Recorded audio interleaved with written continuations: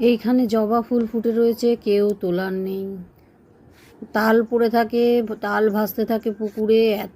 কত তাল হয়, খাওয়ার লোক নেই, সব পুকুরে ভাসে। এরা দু একটা নিয়ে যে আশেপাশে থাকে, অনেক তাল হয়। আমি নিজে একবার সবাইকে কলকাতায় এনে দিয়েছিলাম, তাই 24-25টা তাল। আর খেজুর গাছ তো খেজুর খেতেই পারা যায় না, সব পুকুরে পড়ে যায় 4-5টা।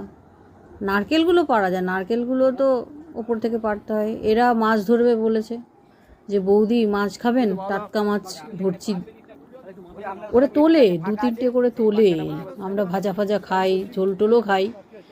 তো টোপ ফোপ করে এরা রেডি হয়েছে, ছিপ ছিপ নিয়ে বসে আছে, কিন্তু টোপ আর খাচ্ছে না।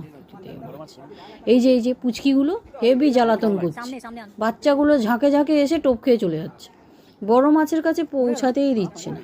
আর এগুলোকে কী করছে, যেই তুলছে তারপরে ছিপ থেকে বার করে যেই জলে দিচ্ছে, ট্রিং করে লাফিয়ে চলে যাচ্ছে। এই যে ঝাঁকে ঝাঁকে মাছ খোল খেতে চলে এসছে। প্রথমে একটু খোল ছড়িয়েছিল যাতে মাছ আসে, বড় মাছগুলো, তো বাচ্চাগুলো এসে খেয়ে চলে যাচ্ছে।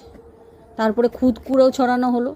দেখুন ঝাঁকে ঝাঁকে এসে বাচ্চাগুলো খেতে শুরু করেছে। এই যে ঝাঁকে ঝাঁকে খাচ্ছে, কিন্তু একটা বড় মাছও টোপ গিলছে না, সব পুকুরের মাঝখানে চলে গেছে। তারপরে ওই করতে করতে একটা কই মাছ পাওয়া গেল। আমি বললাম এটাকে আমি খাবই। দিদিকে বললাম, আমি কই মাছ আমি এরকম কাটা পাটা ছাড়াতে পারবো না, আপনি বরঞ্চ ছাড়িয়ে ভেজে দিন। তো ভেজে